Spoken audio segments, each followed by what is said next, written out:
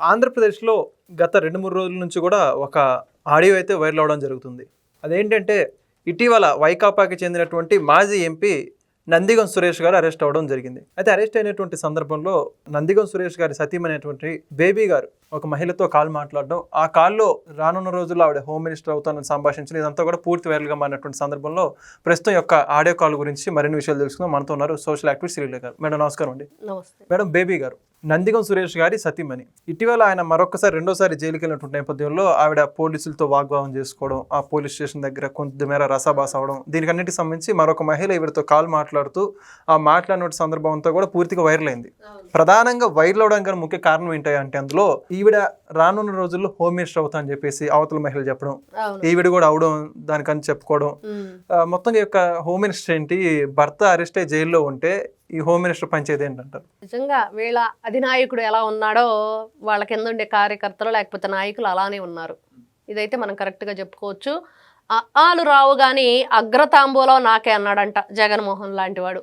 మరి జగన్మోహన్ రెడ్డి మాటలు కూడా అలానే ఉన్నాయి. ఆయనకి ఏది రాదు, అయినా కూడా నాకు శాలువాలు కప్పండి, నాకు సన్మానాలు చేయండి, లేకపోతే నాకు పూలదండలు వేయండి అని చెప్పి గతంలో మాట్లాడాడు. నిజంగా అలానే ఉండిద్ది.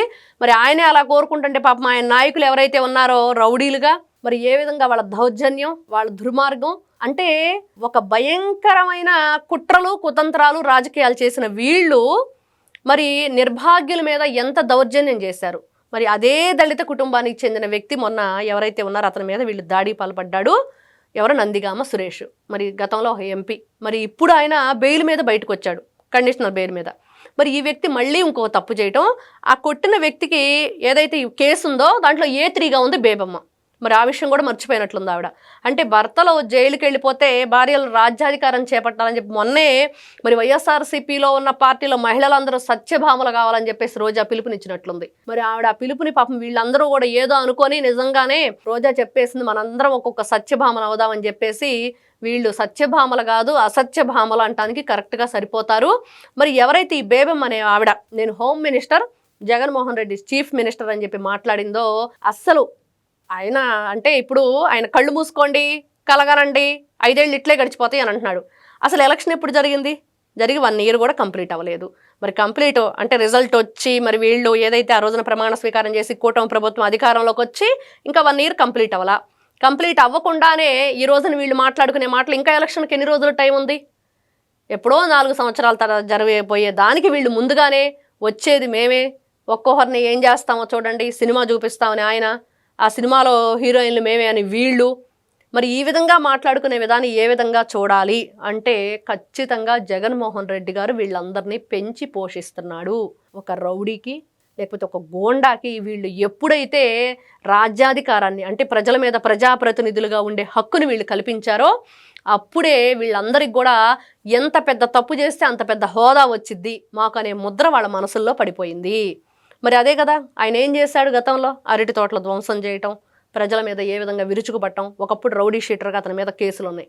మరి ఆ రౌడీ షీటర్ తర్వాత వైఎస్ఆర్సీపీ పార్టీ వచ్చాక క్లోజ్ చేయించుకొని ఎంపీగా ఒక ప్రజాప్రతినిధిగా వచ్చాడు. మరి ఏం చేశాడు అనంటే అప్పటికి కూడా ఎవరైతే వాళ్ళ సామాజిక వర్గానికి చెందిన తుళ్ళూరు గ్రామానికి చెందిన కొంతమంది వ్యక్తుల మీద దాడులు చేయటం, ఇంటికెళ్ళి పోలీసులతో సహా ఇతను ఇంటికెళ్ళి వాళ్ళని కొట్టడం, అంటే ఒక ఫోన్ రికార్డ్ అయిందని ఏదో ఒక దాని మీద. మరి బాబురావు, శ్రీనివాస్ అని గతంలో వాళ్ళ పేర్లన్నీ ఉన్నాయి. వాళ్ళందరి మీద ఇతను దుర్మార్గమైన చర్య.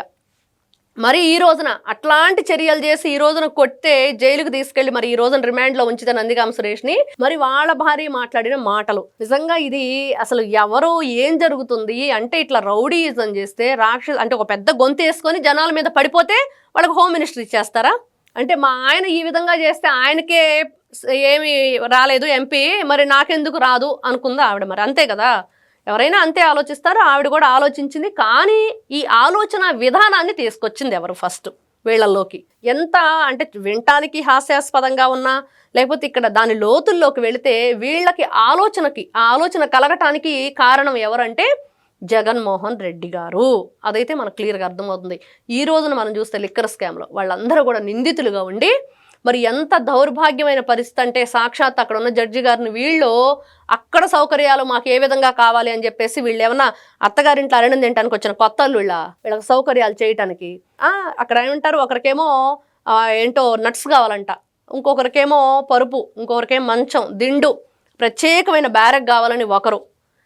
ఇట్లాంటి వ్యక్తులందరినీ కూడా పెంచి పోషించిన జగన్మోహన్ రెడ్డి గారు, వీళ్ళ ఆలోచన విధానం, వీళ్ళకి ప్రజల పట్ల ఉన్న గౌరవం, ప్రజాస్వామ్యంలో ఉంటున్నామా, మనం ఎక్కడుంటున్నాం, మనం ఏమైనా క్రూర మృగాలమా అనే విధంగా ఉంది తప్పించి, వీళ్ళు మనం ప్రజల్లో ఉన్నాం, ప్రజలకు మంచి చేయాలి, ప్రజలకి మంచిగా ఉండే ఒక నాయకత్వంగా మనం ఉండాలి అని చెప్పేసి మర్చిపోయి ఇంత భయంకరంగా హోమ్ మినిస్టర్ అయిపోతాను అంటే అక్కడ ఉన్న పోలీసుల మీద ఈవిడ విరుచుకుపడింది. అంటే పోలీసుల మీద విరుచుకుపడినంత మాత్రాన హోమ్ మినిస్టర్ అయిపోతారా? మరి అదేవిధంగా ఆ పక్కన ఉన్న లేడీ కూడా ఖచ్చితంగా అవుతారు. ఈవిడ భర్తని జైల్లో పెడితే ఈవిడ కంటెంబట కూడా నీళ్లు రాని పరిస్థితి, జూమ్ వేసి చూసినా కూడా కనిపించట్లేదంట సాక్షి ఛానల్ వాళ్ళకి. మరి ఇదొక హాస్యాస్పదమైన విషయం. అంటే వీళ్ళ క్రూరమైన ఆలోచన. భర్త అరెస్ట్ అయితే మేము హోమ్ మినిస్టర్లు అవుతాము, మరి ఇంకో మినిస్టర్ అవుతామని చెప్పేసి, మరి వల్లభనేని వంశీ భార్య ఏం మాట్లాడింది అది కూడా ఎప్పుడు బయటకు వచ్చింది, అది త్వరలోనే. అలానే అనిపిస్తుంది. అంటే వీళ్ళు ఏం చేస్తారంటే రేపు భారత రాజ్యాంగం కాదు భారతీయ రాజ్యాంగం మీద ప్రమాణకం చేస్తామని మాట్లాడుకుంటారు. ఖచ్చితంగా అదే జరిగింది. రాజారెడ్డి రాజ్యాంగం, భారతీయ రాజ్యాంగం, మరి ఇవే నడిచినాయి 2019 నుంచి 24 వరకు. ఇట్లాంటి వ్యక్తుల ఆలోచన మారాలి. వీళ్ళ ఆలోచన మారేటట్లు చేయాల్సింది ప్రజలే. ప్రజల మీదే ఇది ఉంది.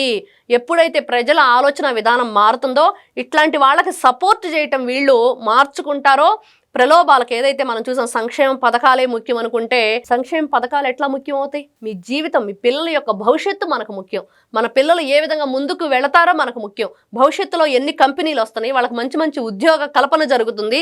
మరి అదేవిధంగా మొన్నటి వరకు అసలు రాజధాని లేని రాష్ట్రంగా ఎంత దౌర్భాగ్యమైన పరిస్థితిలో ఉంది.